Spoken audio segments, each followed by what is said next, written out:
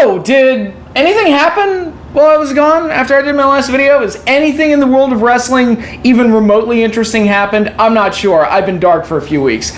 Of course, I'm just kidding. But yeah, I have a lot to cover in this video, focusing primarily on the current state of the WWE given the fallout of the Vince McMahon situation, which is something that's been bubbling for a few weeks now and finally came to a head last weekend, resulting in some major changes to WWE programming, at least behind the scenes. It'll be a matter of time before we see how it impacts what we see in front of the camera.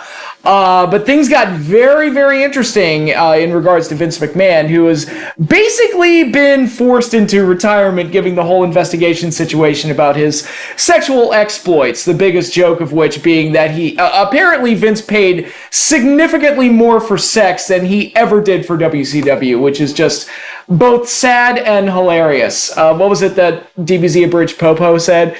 That's depressing and hilarious. I call it deprarious.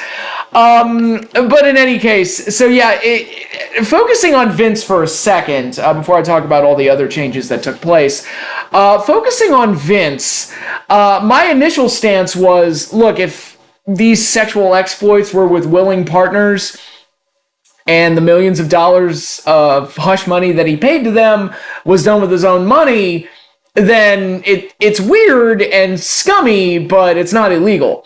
Well, now there's talk that the millions and millions of dollars that he paid these women, it's been determined that should have been listed as a business expense or something along those lines. So now we're getting into some bad territory, shall we say. It's like, okay, now we're getting into some really, really bad stuff. Of course, some of the negative stories about Vince and how he behaves in front of female performers and employees, those are starting to come to light as well, indicating maybe there's some darker elements to Vince's past. I know Paul London brought up some things with Ashley Massaro that's sound a little weird. There have been some rumors floating around regarding certain talents like Christy Hemme and things along those lines. But whatever the case, it's a very, very weird and strange thing, and it's still unfolding. We still don't know everything. So it'll all be a work in progress, shall we say, and we'll see where Vince ends up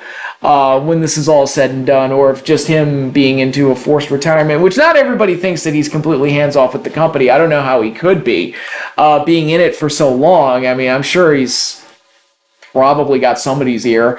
I'm sure he's calling Bruce Pritchard on a daily basis, asking him what's going on or what's the direction of the show and things like that. And Vince is such an obsessive workaholic. I can't imagine him completely walking away, just stone cold, completely cold turkey, just walking away from all of this. But as far as Vince's impact on the business, I think he's obviously the most famous wrestling promoter of all time, and he did a lot of good for the business, creating things like WrestleMania and big platforms for stars to become larger than life personalities and Hall of Fame talents. The Hulk Hogans and the Stone Cold Steve Austins of the world were allowed to become as big as they did through their own abilities, but also because Vince McMahon gave them the platform and the promotion that they needed to succeed and become those big name stars. So I give Vince a lot of credit for being a master promoter. I've had my misgivings with him from a creative standpoint and the way he presents things, especially the modern WWE product, which I've said several times is almost completely unwatchable. And I feel like the only people that can watch this thing every week are just the purest of pure diehard fans that are just brand loyalists through and through. I cannot imagine too many people legitimately enjoying the WWE product as it is. And that's not to say anything against the talents. It's just purely the formatting and presentation of the show, which I just cannot get behind, regardless of who's on top, regardless of who holds the belts, regardless of who's feuding. It almost doesn't matter because it's in this system that just doesn't work. And I think Vince being away from said creative system at least creates possibilities for an interesting creative direction for the company and a fresh coat of paint, which they have desperately needed for such a long time. And that leads me into other news that Triple H is now head of creative in WWE, which got the internet buzzing. and I think made a lot of people tune into Raw thinking that Raw was going to be completely different. And it's like, it's first night in. That's not really how it's going to be. I was going to watch Raw. I ended up not watching it because things got in the way, but I am going to try and watch SummerSlam this weekend because initially I was going to skip SummerSlam entirely, but now with all this going on, I'm actually legitimately curious to see when and how we'll start seeing creative changes, because there's a lot of things that need to change. The way promos are done, and just fundamental things, like the language of the show needs to change. Like, a lot of people have brought it up. It's like, can we go back to calling them hospitals instead of local medical facilities? Just a bunch of weird, strange Vince-isms that I hope are slowly but surely phased out of WWE programming. It becomes something a little bit more human and a little less feeling like it was written by aliens or something along those lines. But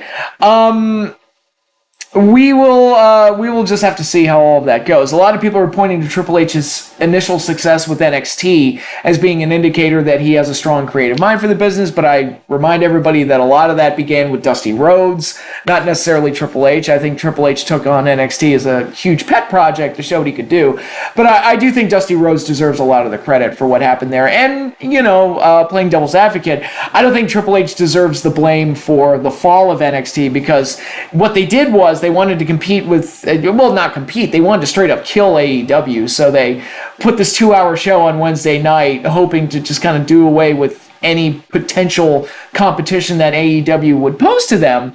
And what they ended up doing was taking this simple, fun, old school kind of show with developmental talents that fans really liked, and they turned it into yet another WWE show. So it just looked like C-level WWE and just completely destroyed all the goodwill of the NXT brand.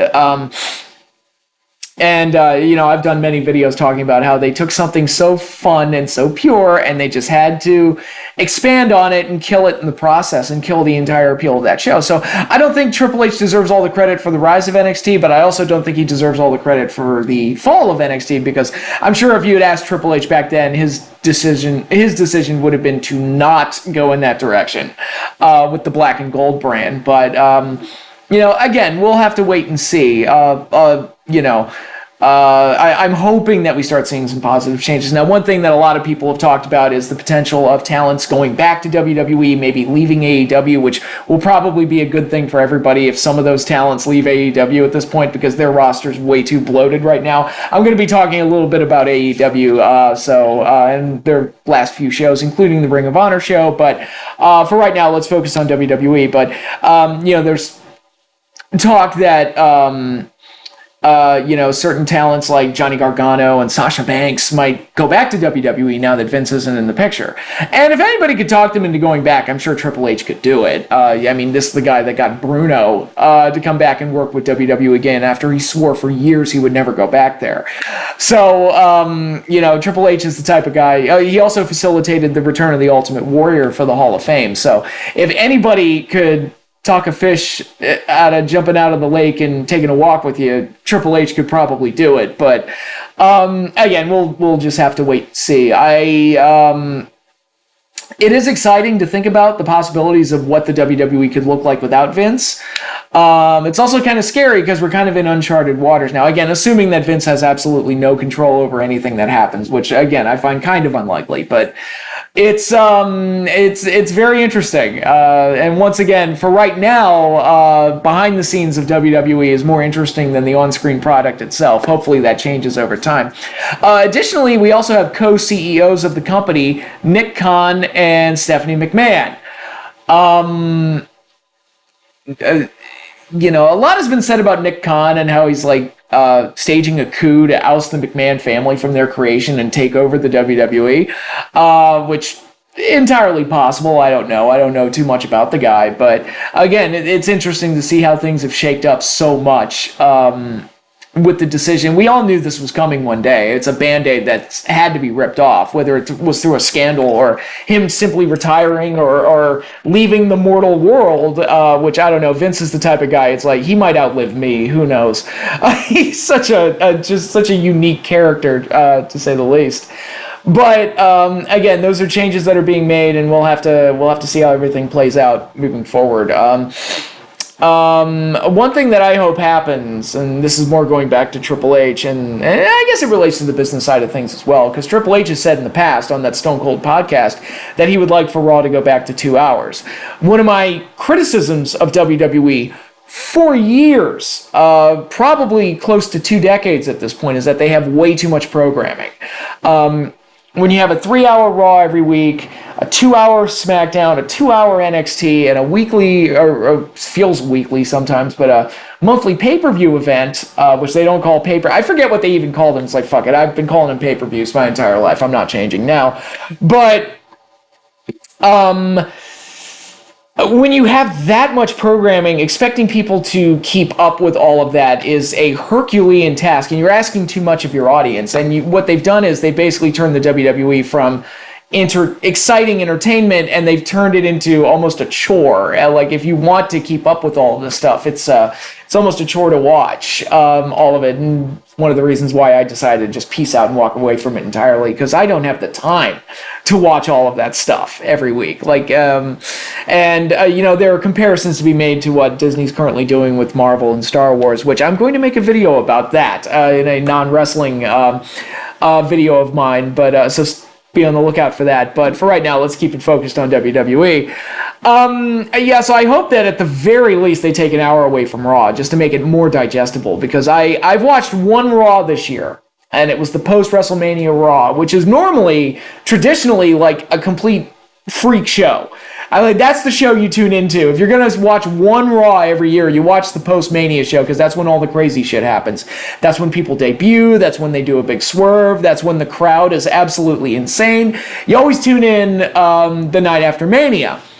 And this show, I also tuned in because I wanted to see Cody. Cody briefly got me interested in WWE again. That did not last long, through no fault of Cody's, obviously, but it was just kind of like, he became the hottest guy in the company overnight, and I wanted to check him out because I am a fan of Cody's and I want to support him. But watching the show that night, I'm like, this show is so boring. It's so boring and so lifeless. And part of the problem is that it's just too long. It's gotten to levels like they've exceeded, because that was one of the criticisms of WCW back in the day when they added Thunder to the schedule. And it's like they have so far exceeded WCW in terms of the amount of glut with their programming that it's ridiculous. And those were valid criticisms of WCW. So why have they gone in this direction where they've expanded on what WCW did? It's like, dude, you're making all of the mistakes and then some. It's absolutely crazy. But in any case, interesting things are on the horizon for WWE, and we'll have to see how everything plays out. And hopefully there's a creative shift. It's not going to be overnight. I've even considered maybe WWE should consider doing a thing kind of like that Nitro, the Bischoff-Russo episode of Nitro in 2000, where they just straight up clean slate, starting from scratch.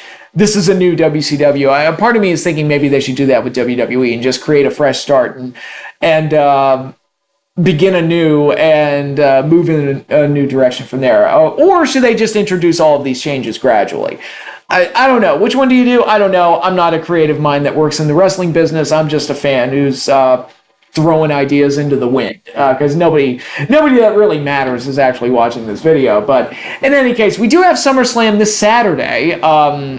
It's weird to have SummerSlam in July. That's very, very strange, because I don't think they've never had a SummerSlam outside of August. But in any case, we do have SummerSlam, and I'm going to go over the card because I am going to watch the show just to see. Really, there's no match in particular that I'm watching for. I'm looking at this card right now, and there's literally nothing that really grabs my interest, but I'm looking to see what creative differences, or if any creative differences, show their faces during this event, because I think it's kind of, we're in this honeymoon period with Triple H's new creative direction to see if anything really, really changes. So looking over this card, we've got Logan Paul versus The Miz. I don't care.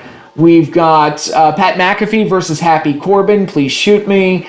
We've got Bobby Lashley versus Theory. Lashley deserves better. That match is for the United States Championship. Theory's probably going to lose and then cash in his Money in the Bank because that's how... but again, that's the old WWE mindset of booking. We'll have him lose, so they'll think that he can't win when he cashes in, and then he wins, and it's more of a surprise. Their stupid way of booking, but it's like, yeah, but now you make the guy look like a joke. But, whatever. So we've got that match. We've got Liv Morgan, who I had absolutely no idea they were pushing her until Twitter got in an uproar after she won the title. I was like, I legitimately didn't even know she was still with the company or that they were doing anything even remotely interesting with her that would put her in a spot where she would be taking a championship off of Ronda Rousey. I don't know, like personally, based on what I saw from Mandy Rose on NXT, and granted I've only watched the WrestleMania weekend NXT show this year, I think Mandy Rose is significantly more talented than Liv Morgan. Again, based on the little that I've seen, but in any case, maybe Liv Morgan got really, really, really good, and I just haven't seen any of it. I personally have no idea. But anyway, they're doing this match, Liv Morgan versus Ronda Rousey for the SmackDown Women's title. They're doing, for the Raw Women's title, they're doing Bianca Belair defending against Becky Lynch. I've seen that match before. The tag title match is kind of interesting. It's the undisputed tag titles, Usos versus the Street Profits, with JEFF, JARRETT, Jeff Jarrett, the King of the Mountain, the Chosen One, slap nuts. Don't piss him off. As the special guest referee. I'm like, oh, good for Jeff. He gets a spot. I'll have more to say about Jeff as there's another show I'm going to be watching this weekend and previewing. So stay with me because I'm going to have more to say there. So that match could be interesting.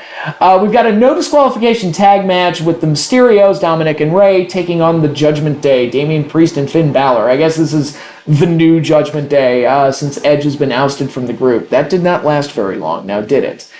I think I've talked about every match. And then we've got Roman Reigns versus Brock Lesnar, part 845, and a last man standing match for the Universal title, for the WWE and Universal Undisputed Championship. I get why they're doing this because, Cody got hurt and like everybody that matters got hurt. Orton got hurt. Riddle's apparently injured too. I'm hearing that, so it's like they got hit by the injury. AEW got hit by the injury bug really bad. WWE got hit by the injury bug pretty bad too, and it's like, man. So they're doing this match because it's like, well, what else do we do? But I've seen this match enough. I think WrestleMania was the last time I was really willing to give that match a shot because there was a role reversal with Lesnar as the face and Roman as the heel. But now it's like, I've seen it. I'm done. Even if it's a last man standing match, I'm like, I'm good. I've seen it. Roman will probably retain, and then I wouldn't be surprised if they had Theory. That's another thing. They took Austin away from his name because Austin Theory is actually kind of an okay name, but now he's just Theory, which sounds stupid. And look, I'm not even the biggest fan of the guy, and I'm like, could you at least try to promote him? It's clear you want to push him and you want to use him. Could you at least try to make him look credible? I'll go with you if you're going to push this boring guy, but you got to at least try to make him look good. See, because now you're pushing a guy that's boring, and you're making him look like a joke. But in any case, it'll be interesting to see how the show turns out. It might just be another normal WWE event. I don't know. Maybe some of Triple H's changes will start to take shape, and maybe this will be the wrap-up of Vince McMahon's current storylines. Again, well, that's really all I'm looking for on the show, to see what exactly changes from a creative standpoint. So, but it doesn't look like a disastrous card or anything like that. It just looks like a bunch of matches I've seen before and a bunch of matches I don't care about. But again, I'm more interested in seeing if I can detect any creative changes within the show. So I think I've talked enough about WWE. Let's go into AEW/Ring of Honor. I've had a couple of big shows with Fight for the Fallen and Fyter Fest, the big barbed wire match between Eddie Kingston and Chris Jericho, which was an absolute disaster of a match.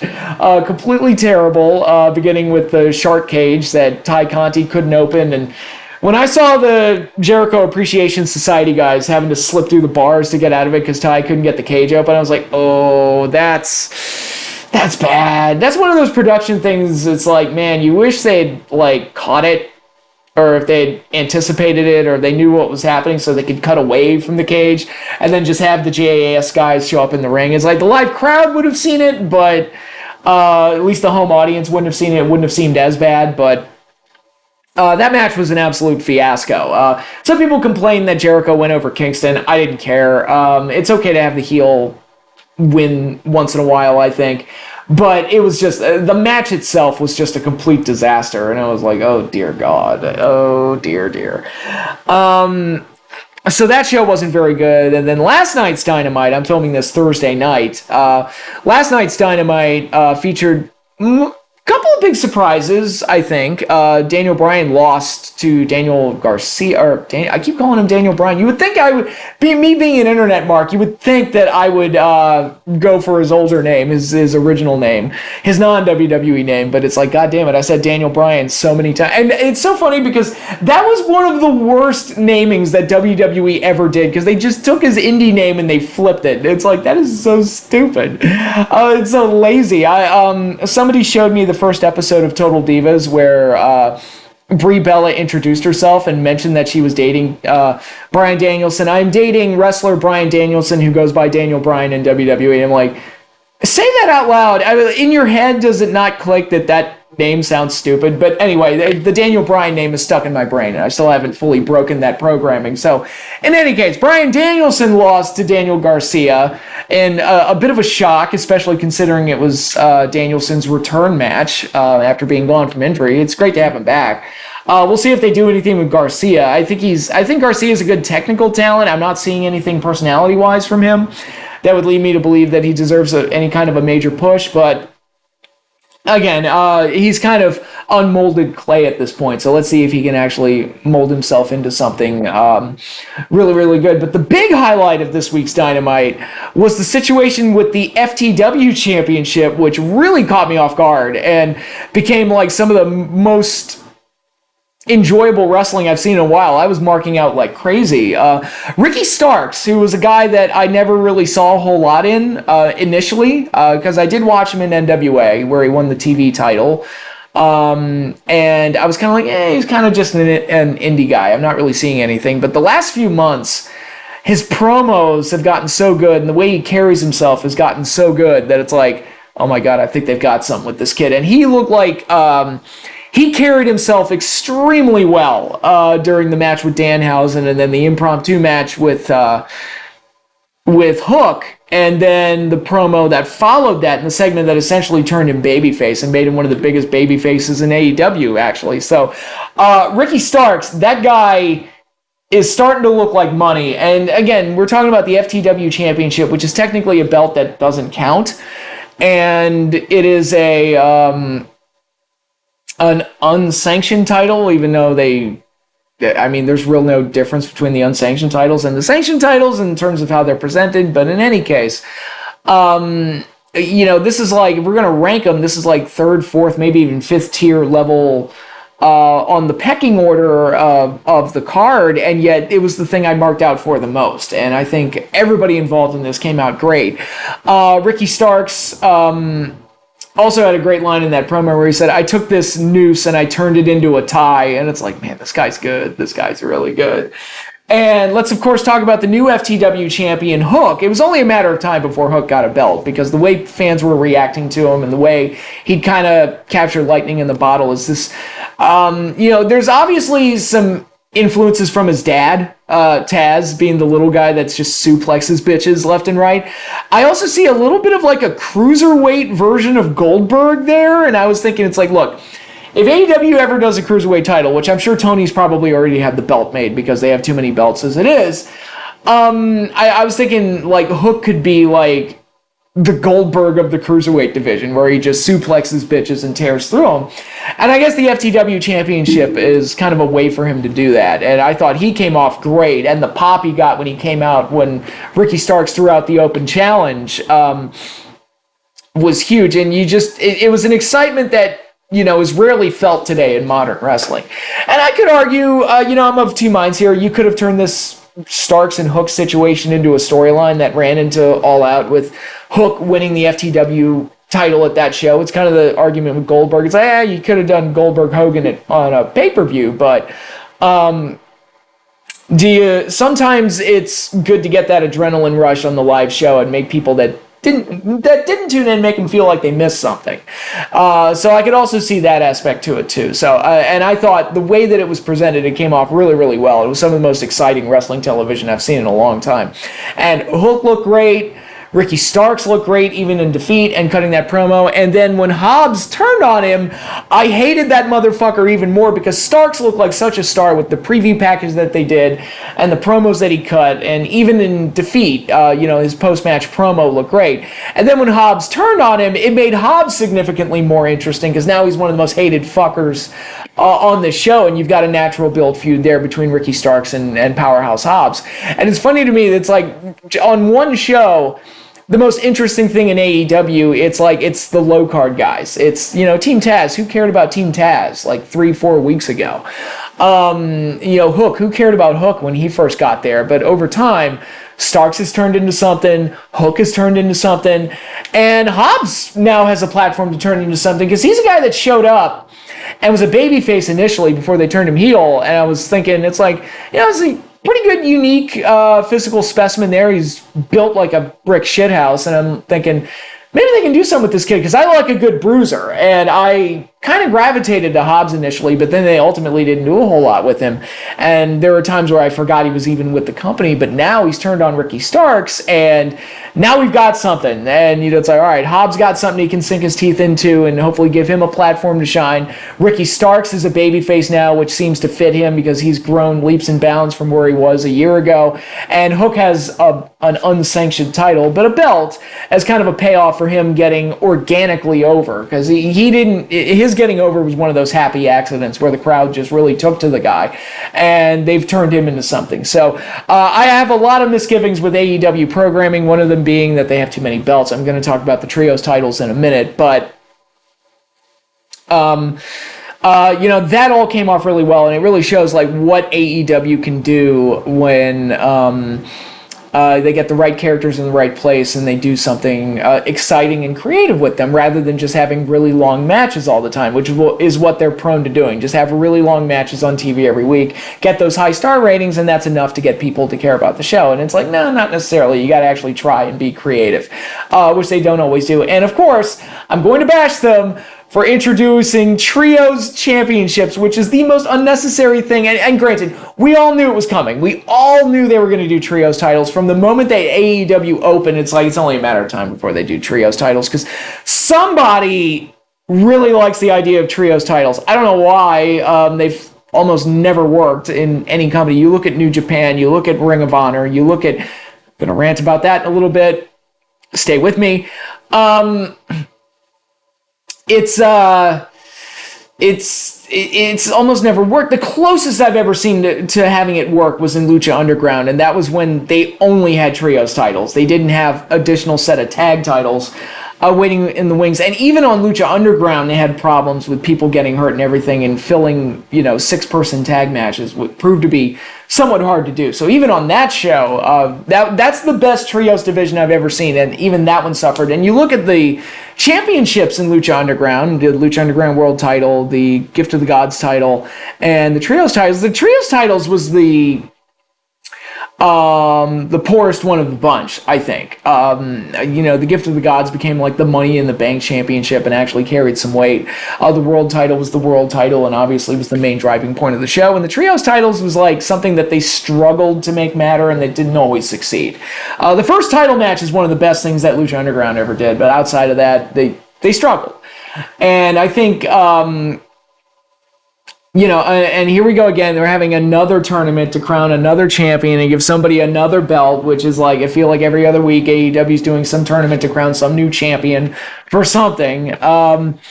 And I mean, you look at the amount of belts they have, whether or not you count Ring of Honor, it's just, we're going to get to a point sooner or later where there are more people with belts than without belts. And when you start turning the belts, when you start doing more and more belts and they become participation trophies, it doesn't mean as much when you are a champion. I've said this multiple times with various other promotions. WWE has way too many belts. I don't care if they have a brand split. It's too many belts. And I've said they don't need 2 women's champions. They don't need 2 world champions. I'm glad that they've unified, at least for now, the tag titles and the 2 world titles. It's like, oh, thank God, we only have 1 championship to follow. Because trying to follow the lineage of all these different championships floating around in WWE, it's like, good luck. Being able to do that in AEW is getting just as bad, if not worse, because they are introducing all these things. And I know, because they're having all these women's tag matches and all these women's forming partnerships and everything on TV and on AEW Dark and Elevation, and I'm kind of sitting there going, they're going to do women's tag titles, and it's going to be stupid. But it's just because they've already got 2 women's titles, and their division's not deep enough to support a tag division, but they're going to do it. Trying to manage, going back to the trios titles, trying to manage a trios division and a normal tag division, it's going to be damn near impossible.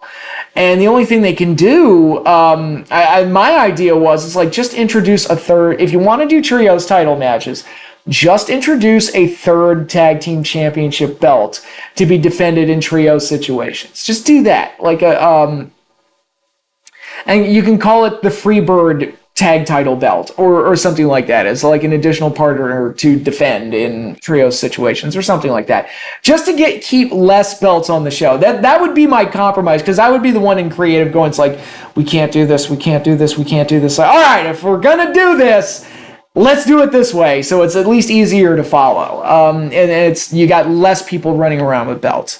I saw a tweet saying, it's like, all these people complaining about too many belts in AEW. It's like, did you ever watch the NWA? And I'm like, yes, I did. They had too many belts, and it's one of the reasons I actually, when I go back to the 80s and I go back and watch stuff from the 80s, I kind of gravitate more towards the WWF stuff. Now, granted, there was a lot of great wrestling in NWA and Jim Crockett Promotions and things like that. I'm not denying any of that. They're great talents, great stars, and a lot of great tag teams and things like that. But they had so many titles and so many belts that it became too tough to follow. Whereas WWF, you had a world title, you had IC title, you had tag titles, and then you had a bunch of they had like a junior heavyweight title, and they had a women's title, and they had women's tag titles at one point, but they were like curtain jerker belts that were never used, that were hardly ever used, I should say. Some people, this might be the first you've ever heard that they had like some version of a light heavyweight title in the 80s, because it was like they almost never used it. Never made it onto WrestleMania or SummerSlam or anything like that. I think it was just something that they did at live events and the occasional special occasions. So, but their main championships, it was, for the most part, it was just the 3, and then they had the $1 million title as like an unsanctioned throwaway thing to do for major storylines once in a while. So there was that. Compare that to nowadays, and it's, you look at WWE and you look at New Japan, you look at AEW, it's like, guys, we really need to scale back with the championships here, because it's getting too crazy. It's just absolutely wild. So yeah, that's the state of AEW right now. They're doing a bunch of things creatively that I don't agree with, but every once in a while they stumble onto something that really excites me, like this Hook and Ricky Starks situation that they cooked up on Dynamite this week, and I'm interested in following their paths for sure. It's funny, you have Bryan Danielson in the main event. You got Jon Moxley and Jericho going at it for the interim championship with a challenge laid out for Lionheart Chris Jericho specifically. And the thing I walked away caring about the most were Hook, Taz's son, and Ricky Starks, who a year ago nobody really knew who he was. Crazy how that works out sometimes. Now, with the trios titles, I do understand that this is probably being used as a vehicle to reintroduce Kenny Omega. They've already laid the groundwork for a storyline with Hangman and the Bucks potentially teaming up to go for the trios titles, and I imagine that Kenny will figure into that some way, shape, or form, whether it be joining with the Bucks or joining with the Undisputed Elite, and then having finally doing that big Elite split that you could have come to a head at All Out where the new champions are crowned. I'm sure that's something like that is the plan, but the championship itself is a consistent presence that stays after the title is first won. Once the title is established, it's there until you get rid of it. So my question is, all right, you do the Kenny Omega thing, you do the Bucks thing, and yada, yada, yada, all that stuff. Then what? Then what do you do? Are you going to be able to sustain a full-on trios division? I have my doubts, but again, we will see. And again, you know, I feel like there are way too many friggin' belts in AEW and virtually every other wrestling company these days. And, you know, I've already referenced the Marvel Star Wars video that I'm planning on making, but the key element of that video is going to be less is more, and how people need to learn that, and that certainly applies here in professional wrestling. So I guess I should go ahead and review Death Before Dishonor. That was a show that I saw. It's been a while since the show happened, but I did see it, so I figured I might as well talk about it. I was disappointed by the time the show was over. I was disappointed in the fact that we still don't have a direction laid out for Ring of Honor, which is still confusing me. Like, how does it fit into AEW? Because right now, Ring of Honor is just more titles and more bodies being thrown into a show that already has too many titles and too many bodies. Is it going to be turned into AEW's version of NXT, where it's the developmental brand? Is it going to get a TV show at some point? You know, are they going to turn one of the AEW dark shows into a weekly Ring of Honor show? These are the questions, and none of that was answered. So still, Ring of Honor is like this zombie corpse brand that's still a presence on AEW programming without any rhyme or reason. And you get this random out-of-nowhere pay-per-view just for the sake of having a random out-of-nowhere pay-per-view. That said, I didn't think the show was bad. Like, when viewed in a self-contained kind of vacuum, I thought the pay-per-view itself was fine. I'll go over the card here. They managed to get 4 matches on the pre-show, which is like, damn, that's like a full episode of wrestling television just crammed into one show. But or the 1 hour before the show even starts. But, you know, they got some familiar faces in there, like Colt Cabana and Cheeseburger, and the Embassy, Prince Nana. That was random, where Tully Blanchard is apparently no longer with AEW and Ring of Honor, and his stable has now been sold to Prince Nana, who's brought back the Embassy. I love Prince Nana. I thought he was great in the early days of Ring of Honor. Is probably their best manager that they ever had. Truth Martini was pretty good too, but Prince Nana was great, so it's great to see him. I hope Tully's okay. I don't know exactly what happened there or what the circumstances are, but in any case, it was nice to see Prince Nana there, and Willow Nightingale beat Allison Kay in what was probably the best match I've ever seen Willow Nightingale have. She had a terrible match with Mercedes Martinez at the last show. I think it was Super Card of Honor. Absolutely terrible match. So it was nice to see her come back and have a good match here on the pre-show, because there is kind of a lovable, goofy babyface quality to her, that if she can have passable matches, will make that character grow even more. So it was nice to see her do well here. But getting into the main card, we actually opened up with the World Heavyweight Championship match, which is not as big of a deal as you would think, because almost every match on the main card was a title match. I'm looking here. There was only one match that was not a title match on this entire card, which, again, too many belts. And for right now, these ROH titles are kind of AEW titles by proxy. So, again, this is something that Tony Khan needs to figure out moving forward with Ring of Honor and with the championships as a whole. Either kill Ring of Honor, take advantage of the tape library, and start unifying some of these belts with your own to kind of like reduce the number of titles you have, or make ROH its own separate entity and get something for it. But Anyway, we opened up with the world title match. Claudio Castignoli defeating Jonathan Gresham to become the new Ring of Honor World Champion. And this got a lot of people talking once the show was over. And this was the only match I actually had spoiled for me before I even saw the show. I didn't see it live. I watched it the next day. And when I heard about what happened, A, I had the world title match spoiled for me, and B, I was a little shocked. And that was the situation with Jonathan Gresham, where apparently he was upset that he had to put over Claudio in this match, felt that his place in the company should be much higher, and he's upset that Tony Khan has not been in communications with him. Those are the details that I've heard. I don't know how much of it has been confirmed or what's the truth. I mean, with the internet, you always take everything with a grain of salt until the parties involved actually confirm it. But I'll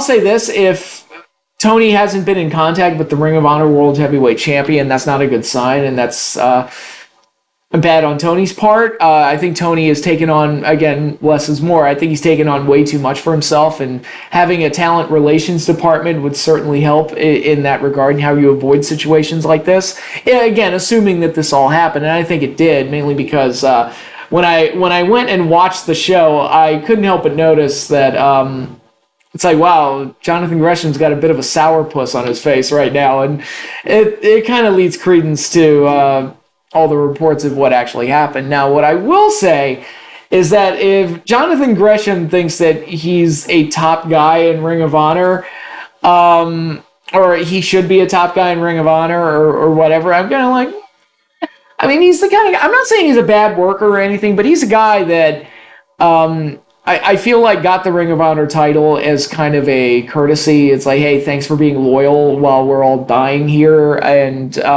there was a high probability he was going to be the last Ring of Honor World Champion until Tony swooped in and bought the company. So he's not exactly like a top tier talent, at least not in my eyes, and I think in a lot of people's eyes. And a lot of people have commented on his height and everything. It's like, look, Daniel Bryan, I did it again.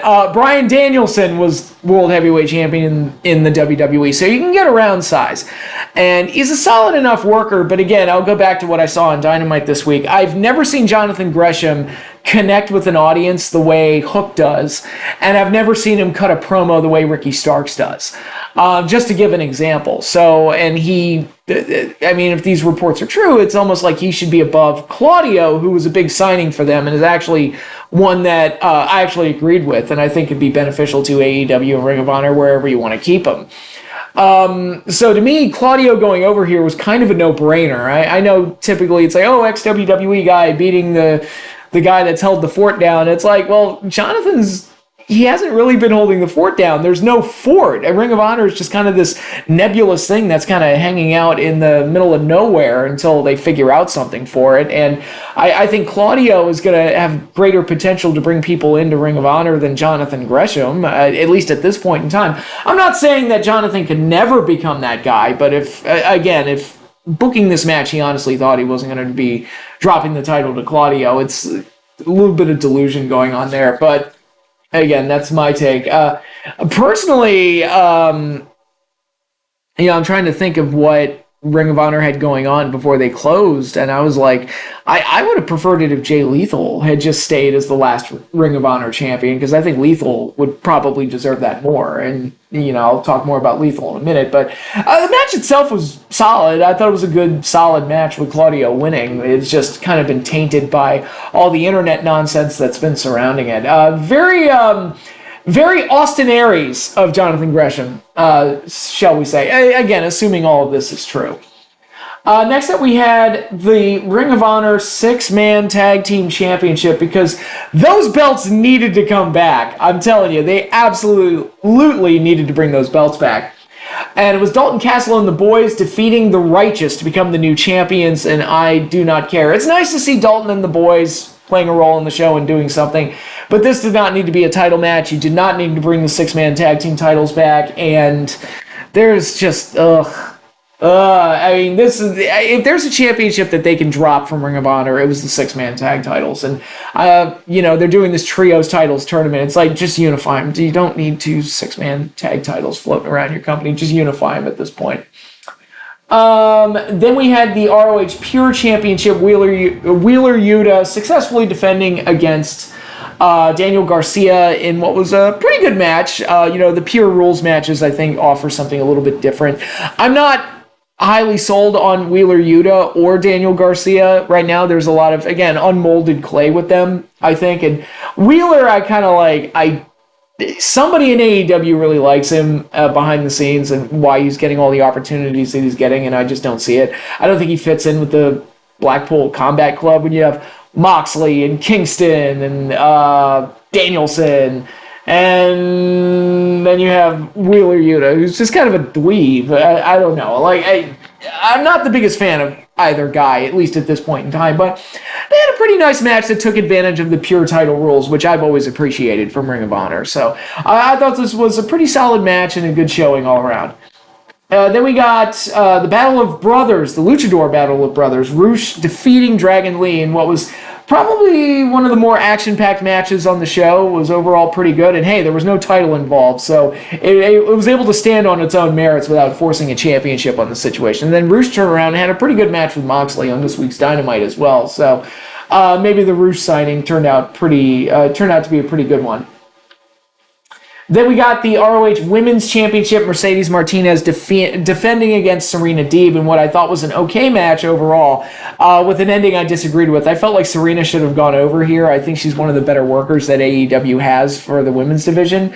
And, I think if you're going to make ROH a separate entity, Serena would probably be a more polished and reliable talent to build around. And if you're not going to make ROH a separate entity, then at least give her that belt so she can become like the female version of FTR, where she's like the best women's wrestler that's not the top tier women's champion, and eventually do a unification match down the road. I think Deeb would be much better in that role. And now as she lost to Thunder Rosa, she lost to Mercedes Martinez, and it's like, well, now what? What is she going to do now? Probably go for those women's tag titles they're developing in AEW right now. But overall, it was what it was. I was disappointed by the outcome. Then we had Samoa Joe successfully defending the World Television Championship. Again, why do they have so many belts? I don't know. Against Jay Lethal, probably the most heavily promoted match on this card, at least from a storyline perspective, because it got so much TV time on AEW setting all of this up.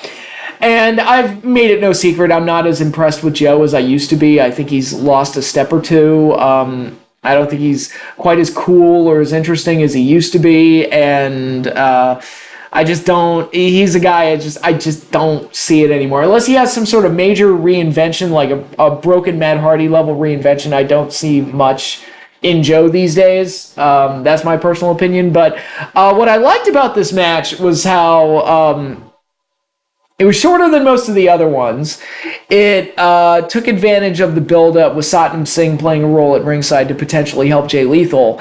And the babyface actually had to overcome some unfair circumstances to retain his title. And overall, it had a nice old-school flavor to it, maybe a dash of overbooking, but overall it was nice, shorter than most, exciting burst of a match that ended up being one of the better parts of the show. Joe got the win. If up to me, I probably would have had Lethal go over, but hey, Lethal's got something else to worry about this weekend. So in this case, July turned out to be a pretty big month for him, actually. So I overall was happy with this match. But the real attraction and the main reason I bought this pay-per-view was to see the ROH Tag Team Championship match. And when I heard that the World Title match had opened up the show, I was like, well, they're closing with the tag title match. They have to. FTR defending the ROH World Tag Team Championship against the Briscoes in a 2 out of 3 falls match, a match that turned out to be fantastic. I love their first match. I thought their first match is probably my match of the year. It's either that or some of the Cody-Seth matches, like their WrestleMania one and their Hell in a Cell one. But this match, not as good as the first one, but still very, very, very good and definitely main event worthy. I thought it was just nice, great, old school tag team goodness that I just really enjoy from two teams that could get it done. And I think, the Briscoes tend to have these kind of car wrecky, spot festy type of matches.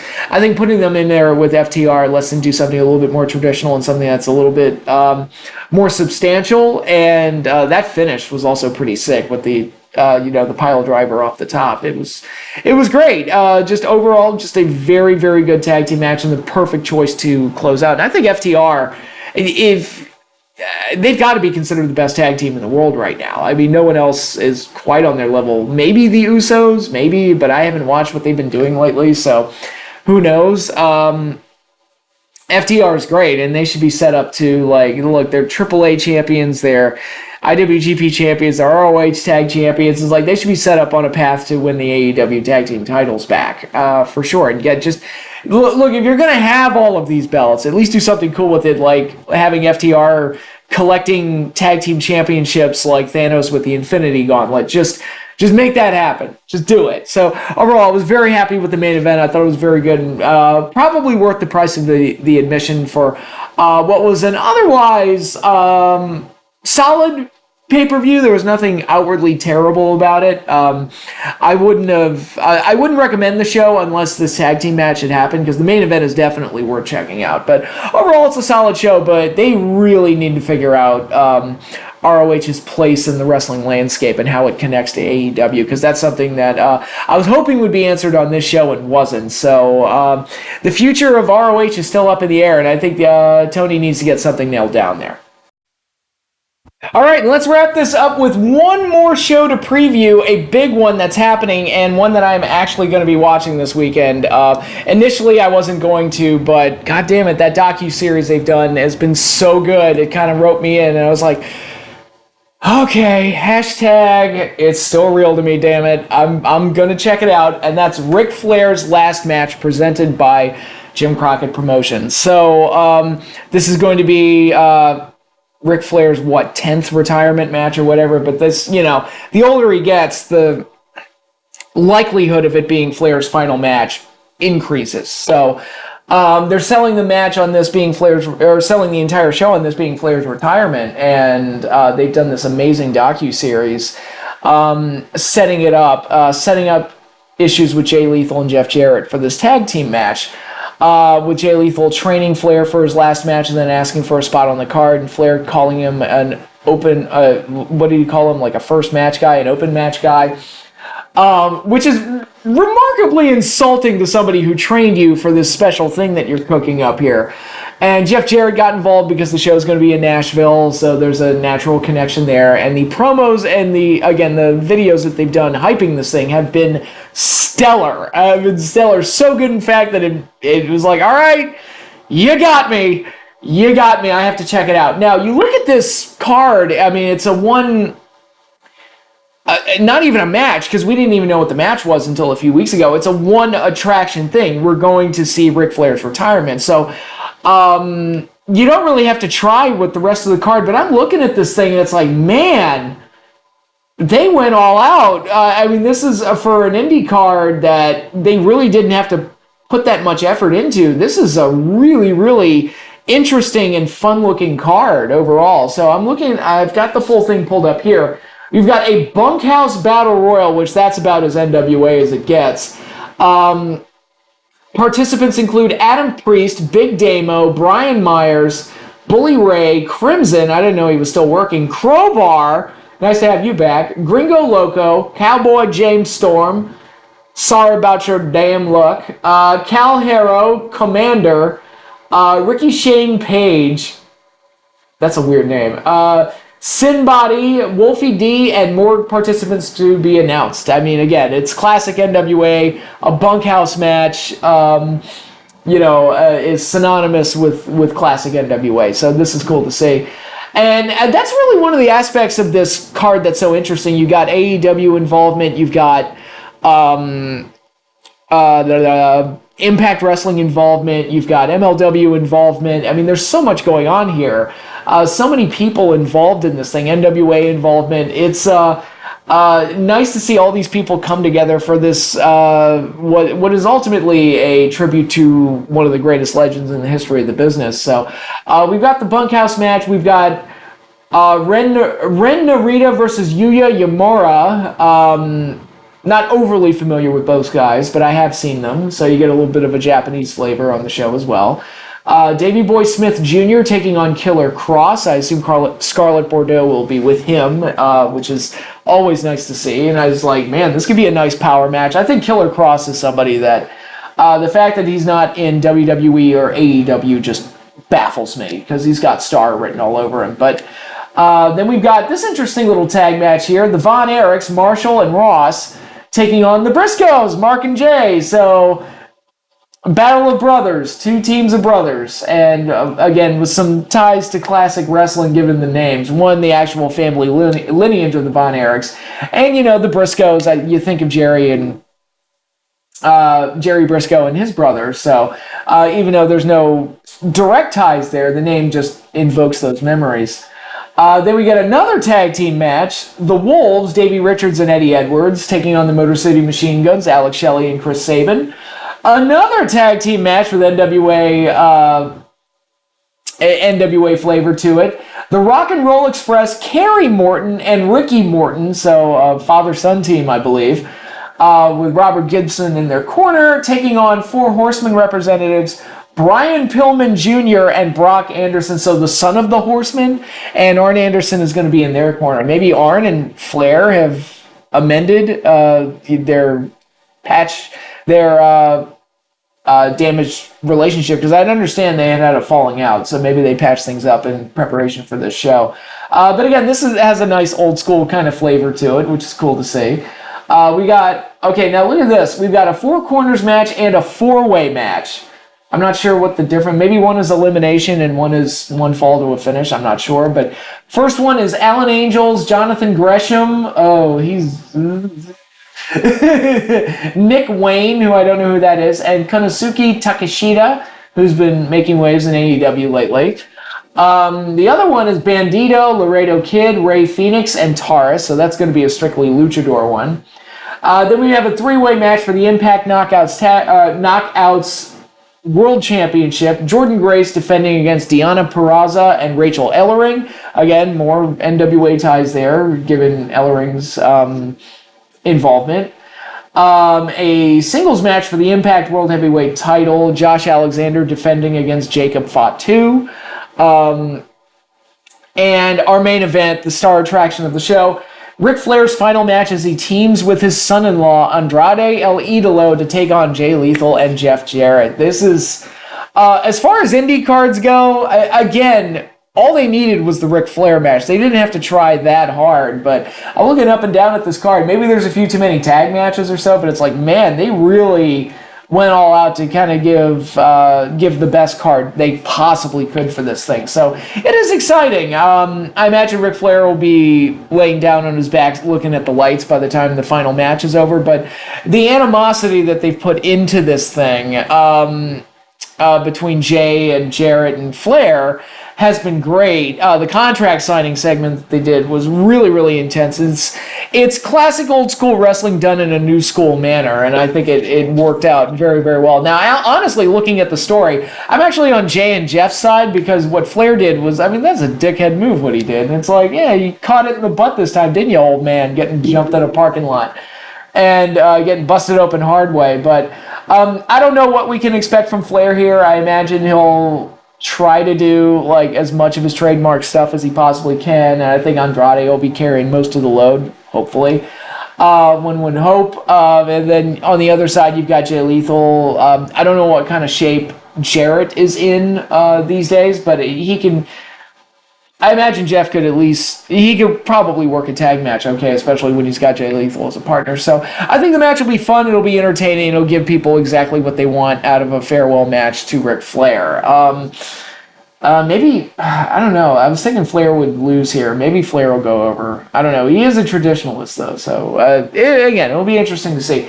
So I am checking this show out, it should be a lot of fun, and hopefully everything goes according to plan, and we get our 75th farewell for Ric Flair. So we'll see how it goes. But it's, again, this is a testament to promotion. They did such a great job with the docuseries promoting this thing that I was like, I have to see it. I have to see it. They got me. They got me. So I'll be checking out Ric Flair this weekend. Hopefully everything turns out well. So that is all I have for you now in regards to wrestling news. A couple updates on the channel. I have a few videos on the pipeline. The second edition of Heel or Face has been filmed, has not been edited, but that should be quick work, so you might be seeing that up sometime next week. The subject of the video, as voted on by you, was the animal Batista, so got a lot to say about Batista and whether or not he works better as a heel or a face. Future videos I'm working on, like I said, I have a Marvel Star Wars one that I feel compelled to do. Step outside the wrestling bubble and do something about how Marvel and Star Wars are currently being handled by Disney. And throwing a little bit of Monsterverse in there as well. I have not filmed that yet. That one will be up soon, though. I plan on filming it sometime this weekend. And there is also a the Batman video that I've been promoting for forever now. I've been saying I'm going to do it. I'm going to do it. Batman the Animated Series. I'm working on it. I've also changed the format again because I've had other ideas. So it's coming, though. Nothing's been filmed, but all the prep work has been done on my end as far as preparing for the Batman the Animated Series video. I don't know when that one will be out, but it's coming. It's in the pipeline. I promise it's going to get made. So I'm going to do my tribute to Batman the Animated Series come hell or high water. It's funny. I've filmed that thing twice now. And now it's like I've second guessed and changed my mind on how to handle this thing so many times, but it's going to get out there and it's going to get done and it's going to be really cool, I hope, when it is done. So hopefully you all enjoy that. But that is all I have for you right now. Thanks again, everybody, for watching. If you're looking for more from this channel, be sure to like, subscribe, hit the little bell icon so you get notified when I post new videos, and be sure to follow me on Twitter, where I will provide my thoughts on all kinds of random crap, and also provide updates on my book, Godzilla, the Monster Fight Record. There have been no significant updates for a while because the book is currently in the hands of an editor. I can say I completed a draft, I completed a manuscript, but it's currently in the editing process. But I am working on expanding on certain elements of the book. Nothing concrete yet. Hopefully, I'm able to get what I want to kind of make the book as good as possible. But again, it's a work in progress, and it's coming along quite nicely. By the time it's done, I will be a published author, so that is really cool. But again, I am all done here. Thanks again, everybody, for watching. I will see you all later, and you'll be seeing more of me this weekend. I plan on doing a review of SummerSlam and Ric Flair's farewell match. So I'll have a lot to talk about in the world of wrestling this weekend. But again, I'm done now. I'm signing off, everybody. Y'all take care and have a good day.